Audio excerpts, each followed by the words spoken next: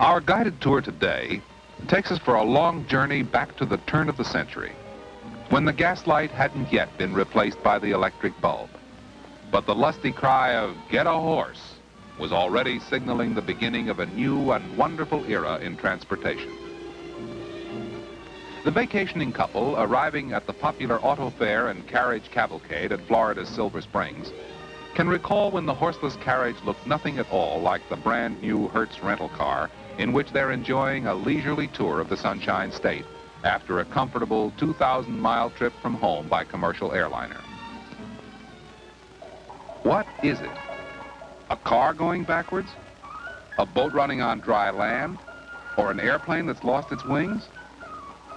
One of the oddities in the development of the automobile is now on display at the Silver Springs Auto Fair as the most unusual car in the world. It's the Rumpler drop car, designed way back in 1918 by a German aircraft engineer who was years ahead of his time in streamlining the motor car. Shaped like a teardrop, from which it derived part of its name, Rumpler's strange-looking car had the first wraparound windshield. The driver occupies a single pilot's seat in the center of the chassis. The road ahead was illuminated by a large cyclops lamp in the front center. A four-cylinder water-cooled motor is mounted in the rear with aluminum fenders or highly streamlined fins serving as air vents in the rear and as mounts for parking lights in the front. The Rumpler is only one of hundreds of antique and classic cars and horse carriages which fascinate visitors to the auto fair and carriage cavalcade. Completely restored and in operating condition, they represent the finest collection in the world. These folks are among many thousands who've retired from business and now have time to visit some of the places they've always wanted to see. Dad still has to straighten Mother out from time to time about who's in the driver's seat. Now, there's an obliging girl. Mom and Dad both want to be in this snapshot so they can send it home to the youngsters. Ah, this brings back some pleasant memories. Here at the auto fair, it isn't hard for the imaginative to be transported in time to the horse and buggy days, when life was more slowly paced and a 10-mile drive was a day's outing. Yes, in many ways, they were the good old days. Remember? Of course, the good old days had their disadvantages, too. A young lady on her way to Sunday meeting in the family surrey made a charming sight, but she was far from comfortable jouncing along on the ruts of a one-lane country road. It took the automobile to bring improvements to the country system of roadways. But the automobile brought with it some disadvantages of its own. The Sunday driver, for instance. This 1903 Roadster was the first model the Cadillac people turned out. And here it is creating an early American traffic jam. 6.5 horsepower, generated by a one-cylinder motor, faces 1 horsepower generated by oats and hay, and everything has come to a standstill. Everything, that is, except the horse. He's a little nervous about this strange contraption, which looks and sounds like no horse he's ever seen before. Of course, this all happened long ago, when motorists were willing to concede the right of way. There were fewer auto accidents in the good old days, but mishaps like sinking to the hubcaps in sand or mud were common on the unpaved roads of the period. This is his reward for being a gentleman. Oh well, with a top speed of 30 miles an hour, he wasn't going very far anyway. By 1908, Chalmers brought out a 4-cylinder touring car which sold for $1,500 to anyone who had $1,500 to spend. The automobile was getting to be more powerful. This one could do 50 miles an hour, but there still weren't many roads smooth enough to allow that kind of speed. And then along came the car that put America on wheels, the Model T Ford. Before America could get onto its wheels, though, it had to get out on its feet and crank. The automobile began to take its toll of those who used it unwisely, and Model T owners all over the country were identified by plaster casts on broken arms. This 1910 version looks exactly the same as the original Model T of 1908. The automobile's motor and transmission remained substantially the same from 1908 until it was replaced by the Model A in 1927. Millions were sold, and some are still in active use in rural sections of the country. With more and more cars came the demand for better roads, and the face of America began to change. So too did the habits of automobile drivers. In 1914, when this four-cylinder overland speedster was made, everyone wanted to go a mile a minute. The Speedster, ancestor of today's Jeep, could do it too. Only 50 of these models were built by the Overland Company, and as far as is known, this is the only one left. Even while the race for faster, more powerful cars was on, this sedate number made its appearance on the scene. It's a Baker Electric, vintage 1914, powered by storage batteries carried beneath the hood and the turtle back. While other manufacturers were trying to break the mile-a-minute speed barrier, the Electric was silently gliding along at an unhurried 25 miles an hour and stopping every 100 miles or so to recharge its batteries. It was sold as an ideal car for the ladies, and it offered plenty of headroom for the big picture hats the girls were wearing then. One of the many classic models of recent years on display at the Auto Fair, a 1937 custom-built Mercedes-Benz, erupted on the automotive scene with a burst of power that was soon to be offered to every driver of a mass-produced car. Not everyone could own a special job like this one. The 8-cylinder supercharged Mercedes-Benz was built at a cost of $40,000 for the ruler of Afghanistan. But it wouldn't be long before the Mercedes 200 horsepower would be available to all motorists, and with much the same results as seen here.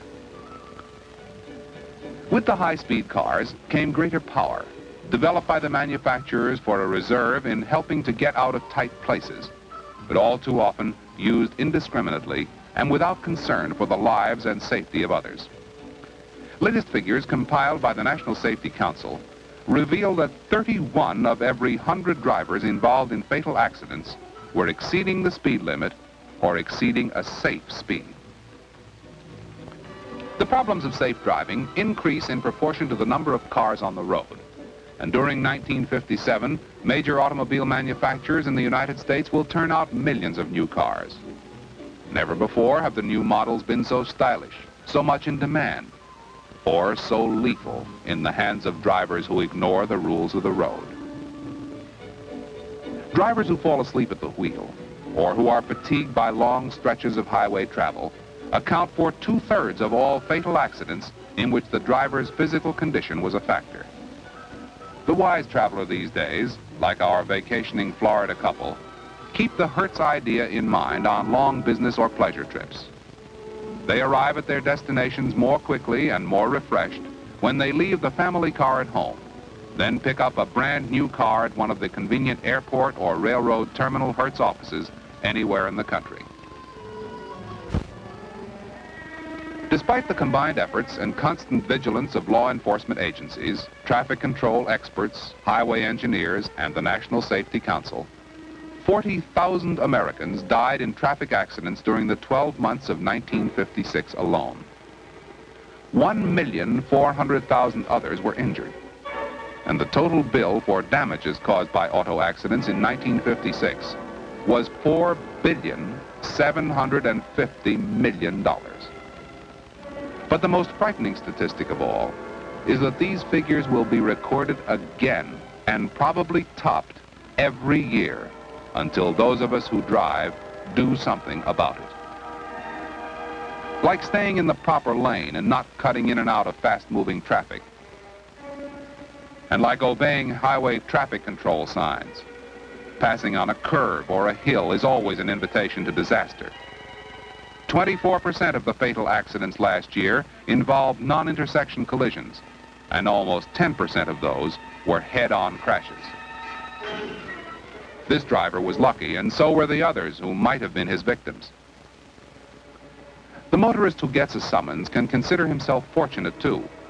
Fortunate that the violation he committed didn't earn him a place instead among the nation's 40,000 annual highway dead, or the nearly 1.5 million injured. Highway signs like this one are really signs of life. And all too familiar to ambulance drivers and highway patrolmen are the remains of motorists who ignore them completely, or who give the signs token acknowledgement without coming to a full stop. The stop sign always indicates a dangerous intersection, and the wise driver stops fully and looks in both directions before proceeding. Military pilots are trained to fly in tight formations, but the bumper-to-bumper driver is in no position to peel off if the car ahead stops suddenly.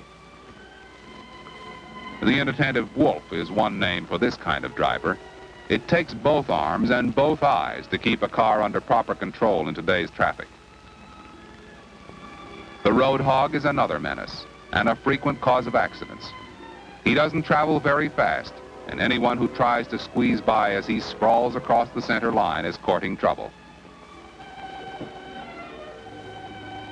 Without the vigilance of state and local highway police, the annual toll of dead and injured in traffic accidents would soar to fantastic heights.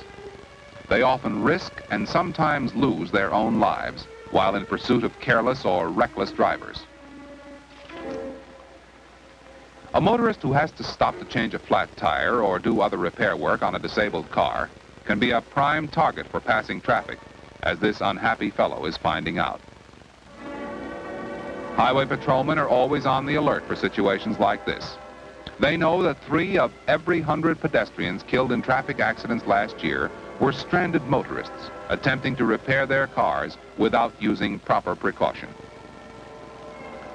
With his car moved as far as possible away from the roadbed, and with his passenger on the lookout for approaching traffic, he'll be able to get the job done with no risk of becoming a statistic. When death takes the wheel, the results are shattering, abrupt, and final.